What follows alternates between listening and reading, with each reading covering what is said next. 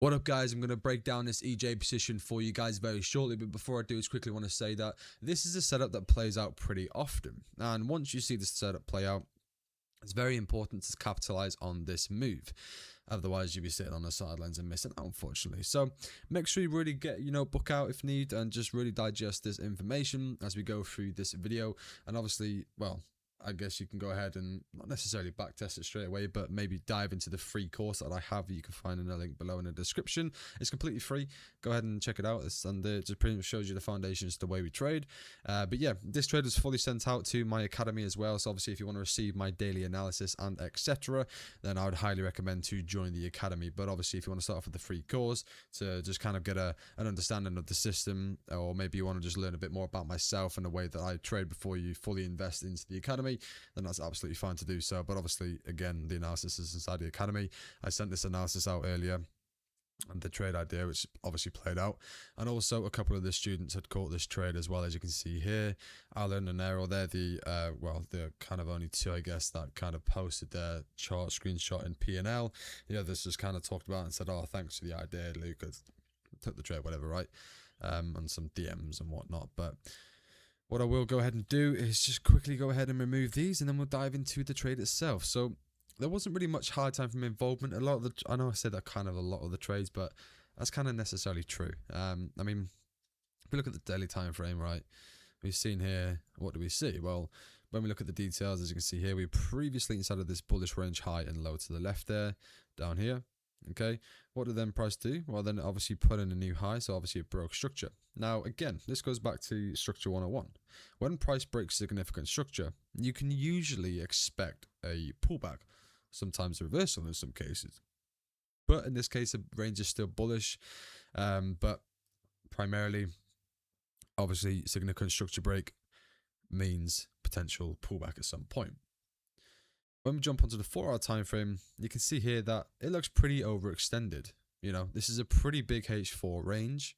We still have a lot of room to obviously pull back a little bit deeper if that's what price wants to do. And at the time of this pretty much, kind of trade playing out, I seen this as, well, we formed a high, we'd pulled back, we had then pushed higher into this high, but we'd failed to take out the high. And that is the exact kind of same reasoning for, obviously, the 15-minute chart here as well. Because as you can see on a 15-minute time frame, we're previously bullish, we're just putting in new highs and highs, etc. Also called out these POIs, this one and this one, which obviously played out. I'm telling you what, guys, the analysis that I send on M15, etc., it plays out so much. A lot of the time it does generally play out, which is pretty awesome to see. But yeah, as you can see here, M15 high, M15 low. Now, we did come back down into this extreme POI within the range, which presented a nice, obviously, buy opportunity, but this was formed during Asia session, and obviously I'm not going to be up and trading around half 3. If you're trading during Asia session, fair enough, you could jump straight to the M1 and look for a BRC or CP entry. Now, if you don't understand what those two mean, go ahead and check out the free course. Anyways, as you can see here, what does price do? Well, we came back up, we tapped into the extreme POI. Now, I didn't take a trade off this POI, because obviously it's against the external trend, but it's still valid if you wanted to jump down to the M1 to see how price had reacted. There's not a problem to do that, okay, essentially. Anyways, as you can see, we came back up into this POI. We obviously reacted to it quite nicely, taking out some internal lows. And as you can see, I just had this POI as a potential rejection point to trade, well, not necessarily to trade the pullback, but more so to just identify this as the potential rejection point area for price to short-term reject off, in which it did, right? Then as you can see, like I said, we shifted bearish here internally. Again, it's always better to focus on external structure as opposed to internal structure. But as you can see, we shifted here internally. We also put in this new M15 low and this new M15 high. And then as you can see, the price had a slight pullback, wasn't fully convinced. And I just thought at the time, we could definitely still pull back into this area and fill this imbalance. And also, as you can see here, we pull back into it, but not also that. We also have the pre-New York open on our side. And as you can see, that 1 o'clock candle, which is New York open, that 1 o'clock kicked in with a lot of volume, pushing price lower. And I'll show you guys the M1 in a minute. But before I do, what do you notice here? We also have an internal wick rejection, which also adds confluence and extra probability to the setup. So we've got kind of a few things. So we got an internal shift to the downside. Inside of a bearish internal range, we pull back, fill the imbalance up to a POI, and also internal wick rejection there. This can also be external structure as well. It doesn't necessarily always apply to internal structure. Again, if you just potentially, if you were to look at this as your external range, this is still a valid setup to take regardless of internal or external.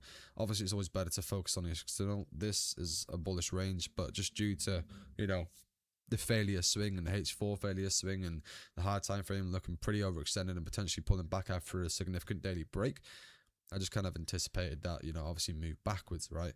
And I believe we also took out a weekly high as well, as you can see there, okay? So again, on the M15, we pull back into that area very nicely. And then on the M1 time frame, as you can see here, what does price do? Well, this is all during the flat hours of the market as well, where I don't necessarily trade. So even if you had thought of this as a pullback, and maybe if you wanted to trade from this, that's fine. This is still kind of a potential valid setup, based on this potential supply chain, etc. Not something I'd take personally, just primarily just due to the timing. But as you can see, I come on the charts around 12, which is around this time here. And I was pretty much just seeing what price wanted to do. In all honesty, there's no harm in longing into the POI itself as well, of this engulfing there with stops below here, targeting into this area, or at least a fixed 2R, which would be probably around here somewhere, right? But yeah, and then obviously, as you can see, price tapped into the M15 POI, and what would we do from here? Well, we put in this new high, we follow price back, we got a low here. Again, if you want to understand our way of mapping structure via the 3 candle rule, that's what we have named the structure mapping 3 candle rule. That can all be found in the free course as well, which will be linked below in the description. Again, as you can see here, we put in a new low, and as you can see, we follow price back, we got the high, we got the low here. What does price do? Well, you can argue that this has been mitigated here, but we didn't really get a candle combination. Now, if you want to understand what candle combination is, again, that's in the free course. Or if you go ahead and watch the previous YouTube video before this one, you'll see exactly a bit more candle combination in depth, right? Anyways, as you can see from here, we came back into the POI again, filling a remaining imbalance. And then from there, as you can see, we gave a nice, obviously engulfing candle, which, triggered us to get into the position. And well, if you had missed that one, or maybe you wanted to wait for 1 p.m. the New York Open, well then, as you can see, we broke to the downside again, a new range low and high. We pulled back, we tapped into this area of interest, and we mitigated it with another engulfing, okay? Entry there, stops here, absolutely fine. But this one, entry here, stops up at the POI. And as you can see from there, I guess I don't need to discuss targets so much. If you were to primarily manage it with M1 structure, you'd probably, close out this area here. If you were to target a fixed 2R, obviously it would have hit the 2R already. Or if you were to just favor high time frame, for example, in this case, Asia liquidity. So this, we mark up a different time to Asia liquidity. We approach it quite differently. That I just realized I didn't really note that they swept out the Asia highs as well. Obviously, that plays a role of that liquidity being swept in the failure swing. So that kind of makes sense for obviously price reacting bearish. But if you wanted to target opposing liquidity, obviously you might still be in the trade. That's absolutely fine to target there. Or maybe you want to just target something else, like for example a POI down here on the M15. That's absolutely fine. Obviously, I'm not going to discuss targets too much because that's kind of subjective and up to you. Obviously, at ZCFX, I teach you anyways a couple different kind of rules that you can follow to really maximize either the potential of the potential winning trade, or just a fixed 2R system which carries a high win rate, which is primarily directed towards the kind of whole methodology of the consistency score that you see within prop firms. But yeah, this setup applies across all markets. It applies across futures, CFDs, etc., forex, indices, you name it, right? As long as there's a candlesticks on the charts pretty clearly like this, you'll have no problem navigating the charts using the way that we trade. And the way that we trade is completely against, it's one of them. Price action's been around for 50 plus years, and it's going to be around for another 50 plus years, right? That's just an example. But it's been around a long time, and it's forever going to be around for a long time. Okay, and the way that why I use a price action based system, and don't get me wrong, I've used order flow, I've used the book map, heat map, etc., and all the different types. I used to have Quantar, I used to have platforms like that that I used to trade. Right, I've studied them all.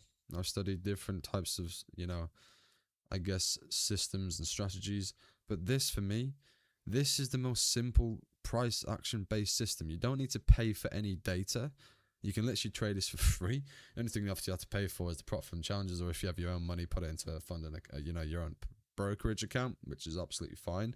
But it's not like fancy. And once you truly master this way of trading, which is highly possible, which many of my students already are achieving, you will unlock a level of consistency you've never seen before. And I really do mean that. But this system, in my opinion, I've cultivated it to a way that is really a really profitable system. Okay. And yeah, but guys, I hope you've enjoyed this video. Any questions or any video ideas, make sure you pop it down below in the comments, or go ahead and check out some of my other videos, and all my links will be down below in the description if you want to just learn more about the way that I trade as well. Take care, guys. Have a good one, and happy holidays.